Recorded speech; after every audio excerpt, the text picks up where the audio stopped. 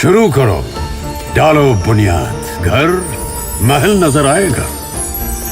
Wonder लाइए, wonder अपनाइए, फर्क नजर आएगा। वंडर सीमेंट, फर्क नजर आएगा। नमस्कार, मैं हूं रविंद्र जैन और आप देखना शुरू कर चुके हैं सबकी खबर। 2 दिन से मैं लगातार ये खबर दिखा रहा हूं कि किस तरह भोपाल के पास सीहोर में कुबेरेश्वर धाम पर अव्यवस्थाएं हैं, लोग मारे जा रहे हैं और वहां के जो पीठाधीश्वर हैं पंडित प्रदीप मिश्रा लापता हो गए हैं। अब भी जिम्मेदारी से भाग खड़े हुए हैं, मीडिया को मिल नहीं रहे हैं। एक एक करके धाम लाशें उगलता जा रहा है और प्रदीप मिश्रा जी गायब हैं। मैंने कल भी अपने कार्यक्रम में कहा था कि गैर इरादतन हत्या का केस रजिस्टर होना चाहिए। आज हमने इस बारे में मुख्यमंत्री से भी बात की और उन्होंने कहा मैं उचित कदम उठा रहा हूं। अब क्या उचित कदम होंगे आने वाले समय में हम देखेंगे, लेकिन आप देखिए कि आखिर ये कथाकार जब सोशल मीडिया पे सारा के सारा कथाएं कर रहे हैं, लोग सुन रहे हैं, तो लोगों को धाम पर क्यों बुलाते हैं? सिर्फ बुलाते हैं पैसे के लिए। बोलते हैं बुध को आइए, मंगल को आइए, 4 मंगल करिए तो आपकी समस्याओं का समाधान होगा।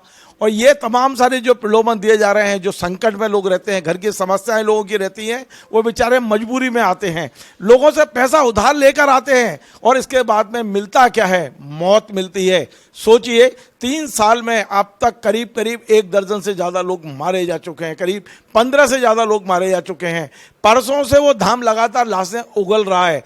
परसों 2 लोग मरे, कल 3 लोग मरे और आज भी 3 से 4 लोगों के मौत की खबर आ रही है। आखिर वो भी किसी के परिवार के लोग हैं। और बेशर्मी इतनी कि जब लाशें रखी हुई थी तब यही प्रदीप मिश्रा कल सुबह नृत्य कर रहे थे, नाच रहे थे। क्या प्रदीप मिश्रा ये सब आपके भक्त हैं? किसी के घर गए आप शोक व्यक्त करने के लिए? क्या थोड़ी बहुत शर्म आपकी आंखों में है? क्या आप लाशों पे वो करेंगे, पूरी कथा करेंगे? आज मैं बैठा हुआ हूं एक ऐसे कथाकार के पास। बेशक उनकी कांग्रेस पार्टी में से उनकी वो है, कांग्रेस पार्टी के मध्य प्रदेश के मीडिया अध्यक्ष, मीडिया विभाग के अध्यक्ष भी हैं, लेकिन इन्होंने भी कथाएं की हैं, इन्होंने भी तमाम सारे प्रवचन किए हैं। मुकेश नाइक जी के पास हूँ और मैं उनसे समझता हूँ कि क्या अब समय आ गया है कि कथाकारों को लेकर सरकार को कोई नई नीति बनाना चाहिए। जगह जगह पर हम चाहे रावतपुरा जाएं, हम चाहे बागेश्वर जाएं, हम चाहे पंडोखर जाएं, हर जगह लोगों की भीड़ और व्यवस्थाएं कुछ नहीं। एक एक रोटी को और एक एक बूंद पानी के लिए लोग तरस रहे हैं। तो मैं सीधा जोड़ता हूं मुकेश नाइक जी से और हम उनसे समझते हैं कि क्या समय आ गया है कि अब कथाकारों पर भी कोई कंट्रोल लगे, क्या नियम कोई बनाना चाहिए? मुकेश जी, आपका बहुत बहुत स्वागत है। कितनी बड़ी दुखद खबर है ये मध्य प्रदेश के लिए कि पिछले 3 दिन से भोपाल के राजधानी की बिल्कुल नाक के नीचे 48 घंटे तक रोड बंद। आप सोचो, लोग परेशान हो रहे हैं, महिला, बच्चे, पुरुष, किसी को इंदौर जाना है, इंदौर नहीं जा सकते आप। और अव्यवस्था इतनी कि वहां से लाशें निकल रही हैं। अभी 7 से 8 लोगों के मरने की खबर है, 15 लोग लापता हैं इस समय। क्या कहेंगे आप? और मैं चाहता हूं कि आज आपकी जो बातचीत है कांग्रेस नेता के रूप में नहीं, आपको एक सामाजिक कार्यकर्ता और एक कथाकार के रूप में भी मैं आपसे बात करना चाहूंगा। गोस्वामी तुलसीदास जी ने कहा है, कालहि मैट सकहीं त्रिपुरारी। इसका अर्थ यह है कि मृत्यु के संयोग को भी बदलने वाले ईश्वर हैं भगवान शिव। और गोस्वामी तुलसीदास जी ने कहा है, तुम त्रिभुवन गुरु वेद बखाना, आन जीव पावर का जाना। समस्त त्रिभुवनों के अधिपति और गुरु, अनादि अनंत, स्वयंस्फूर्त, स्वयं प्रकाश और अपरिवर्तनशील रहते हुए भी संपूर्ण परिवर्तनों के अधिष्ठाता भगवान शिव। ये उनके धाम में लाशें निकल रही हैं उनके भक्तों की। ये कैसा संजोग है? ये कैसे भक्त हैं? देखिए, बेसिक बात यह है कि महात्मा बुद्ध ने कहा था कि आंख बंद करके ईश्वर को मानो। और अभी समस्या ये है कि अभी जो अंधभक्त हैं ये आंख बंद करके ऐसे अज्ञानी और अल्पज्ञ लोगों के पीछे इस उम्मीद से दौड़ रहे हैं कि यहाँ कुछ मिल जाएगा, हमारी गरीबी दूर हो जाएगी, हमारी घुटन बेचैनी कम हो जाएगी, हमारे दुख कम हो जाएंगे। अगर सरकार ये काम कर रही होती दुख दूर करने का, गरीबी दूर करने का, तो ऐसे अज्ञानी और अल्पज्ञ लोगों के पीछे ऐसे लोग क्यों दौड़ते? दूसरी बात, आप कह रहे हैं कि इन पर मुकदमा क्यों नहीं दर्ज हुआ। अरे, जो कथाकार ये कह रहा हो कि अमित शाह भगवान शिव के अवतार हैं, अब मोहन यादव की क्या बिसात है कि उन पर कार्रवाई कर ले। आप कल्पना करो ये कैसा कथाकार है कि एक नेता को कह रहा है कि शिव के अवतार हैं, समझ के परे है। पिछले दिनों मां राधा रानी के बारे में एक टिप्पणी कर दी और वृंदावन में नाक रगड़ना पड़ी जाके। अभी भगवान चित्रगुप्त के बारे में टिप्पणी कर दी, पूरे लोग नाराज हैं। ये टोटके, टोने, तंत्र, यंत्र, इसकी झूठी बात करने वाले ये मूर्ख और अल्पज्ञ लोग और निकृष्ट किस्म के चमचे और खुशामतखोर लोग ये बीजेपी के कार्यकर्ता हैं। ये कोई कथावाचक या कोई ये संत थोड़ी हैं। आप बताइए, ये संत हैं जो कह रहे हैं कि अमित शाह शंकर भगवान के अवतार हैं। मेरा सीधा सवाल यह है कि क्या उन पर प्रकरण दर्ज होना चाहिए? आपकी क्या मान्यता है? हम तो कह रहे हैं कि कानून किसी का प्रिविलेज थोड़ी है, कानून किसी का विशेषाधिकार थोड़ी है। जब दूसरी जगहों पर लोग मरे भगदड़ में, जब उन पर मुकदमे दर्ज हुए हैं तो इन पर क्यों नहीं होना चाहिए? पर मैं ये कह रहा हूं कि ये बीजेपी के कार्यकर्ता हैं, ये बीजेपी के नेता हैं और बीजेपी और इस सरकार का ये स्वभाव है कि अपने नेताओं पर, अपने मंत्रियों पर, अपने कार्यकर्ताओं पर कभी ये कार्रवाई करते हैं? बताइए आप। नायक जी, कल परसों से ये चल रहा है, आपने अखबार में, सोशल मीडिया में कहीं संवेदना के दो शब्द देखे? कहीं आपको लग रहा है चाहे बीजेपी हो या ये इनका जो धाम है, जो कुबेरेश्वर धाम है, धाम की ओर से ही कभी कहा गया हो या ये कहा गया हो कि हम धाम से इन परिवारों की कोई मदद करेंगे, आर्थिक मदद? आखिर ये इतनी असंवेदनशीलता क्यों है? अरे भाई, ये कुबेरेश्वर, ये बागेश्वर, ये फलाने, ये ढिकाने, ये वोट उत्पादन की फैक्ट्रियां हैं। यहां वोट छापे जाते हैं। ये बीजेपी के आस्था, धर्म और श्रद्धा और अंधश्रद्धा के औजार हैं। ये निरर्थक और निर्मूल परंपराओं को लोगों के सामने रख के लोगों की आंख में धूल झोंकते हैं। तो फिर आपके पार्टी के नेता क्यों दंडवत होते हैं?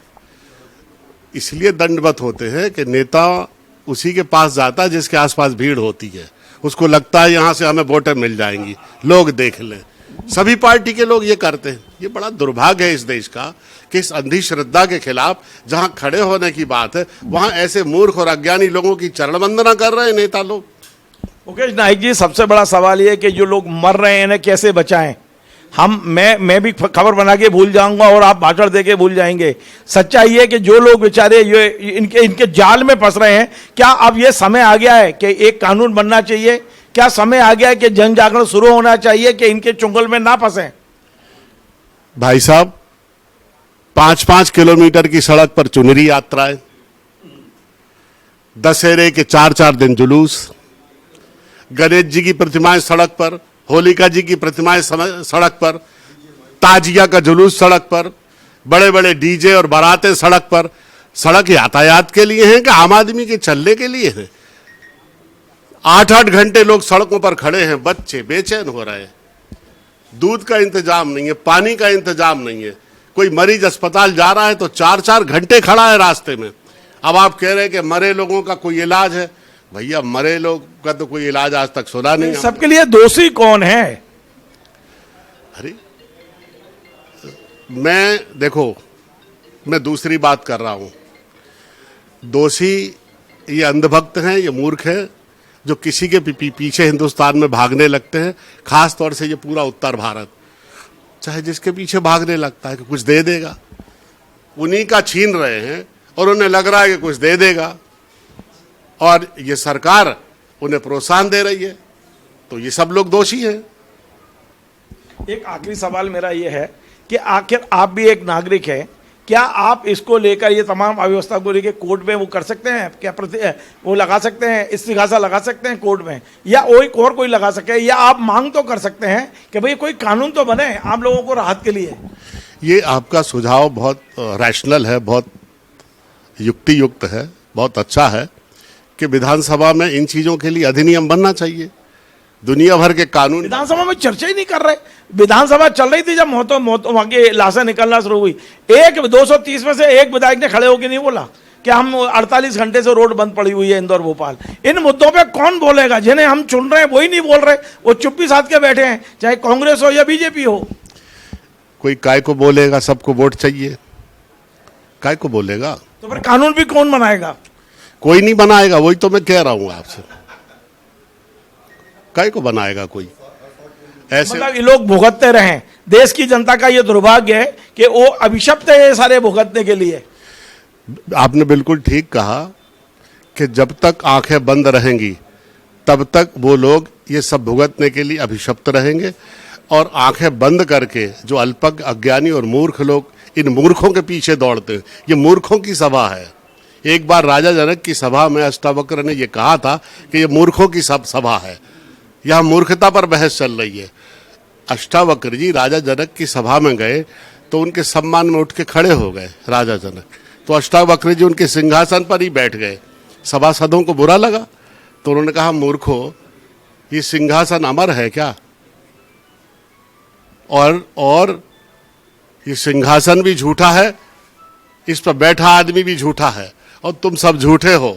यहाँ झूठ पर बहस चल रही है, सब ये अज्ञान है और माया है, इस पर ये बहस चल रही है। और उन्होंने कहा, एक ज्ञान की तलवार उठाओ, बोध की तलवार उठाओ और देह अभिमान को काट दो। मैं जनता से ये कहूंगा, जागो, ज्ञान की तलवार उठाओ और इन अज्ञानियों पर चलाओ। क्या हम एक बहुत बड़ी दुर्घटना का इंतजार कर रहे हैं? अभी दो दो एक एक लाशें निकल रही हैं। जब एकदम थोक में लाशें निकलेंगी तब हम कानून बनाएंगे, तब हम जगेंगे। आखिर होगा क्या? ये जो इंदौर भोपाल और इंदौर रोड पर ये इतना बड़ा धाम बना दिया है, अंधभक्तों की लाइन लगी है। आज भी 15,000 लोग, जब मैं बात कर रहा हूं, कार्यक्रम खत्म हो चुका है, 15,000 लोग अभी डटे हुए हैं वहां पर। तो क्या हम एक कोई बहुत बड़े नुकसान का प्रतीक्षा कर रहे हैं? उसके बाद सरकार जगेगी? इतने आंदोलन हुए, इतने अंधविश्वासों के खिलाफ वैज्ञानिकों ने प्रचार किया कि चेतना जागे, ये कभी कम हुआ? ये और बढ़ेगा। अभी ये एक्सट्रीम पर नहीं गया है। जब ये एक्सट्रीम पर चला जाएगा, और सारे धोखा दे रहे, वो आसाराम बापू जेल में डाला हुआ है, उसकी आज सभा हो जाए। अभी रावतपुरा पे भी FIR हो गई है, रावतपुरा महाराज पे भी FIR हो गई है। सब बिजनेस कर रहे हैं, आपको सब पता है, आपने खुद पर पूरे मामले का पर्दाफाश किया है। बहुत बहुत धन्यवाद। तो आप थे मुकेश नायक जी, मध्य प्रदेश कांग्रेस मीडिया विभाग के अध्यक्ष के साथ साथ कथाकार, पूर्व मंत्री, वरिष्ठ नेता और आध्यात्म की बहुत गहरी सोच रखने वाले। उनका साफ कहना है, बड़ा क्लियर कहना है कि प्रदीप मिश्रा मूर्ख है। मूर्ख शब्द का आज उपयोग किया है। कांग्रेस के इस कुर्सी पर बैठ कर उन्होंने कहा प्रदीप मिश्रा मूर्ख है। अब जनता को तय करना है कि इनकी बातों में आना है या मुकेश नायक जी की बात को सुनना है। आपको हमारा कार्यक्रम पसंद आए तो आप इसे शेयर करें, लाइक करें, कमेंट करें, और आपसे बार बार निवेदन है हमारे इस चैनल को सब्सक्राइब अवश्य करें। धन्यवाद।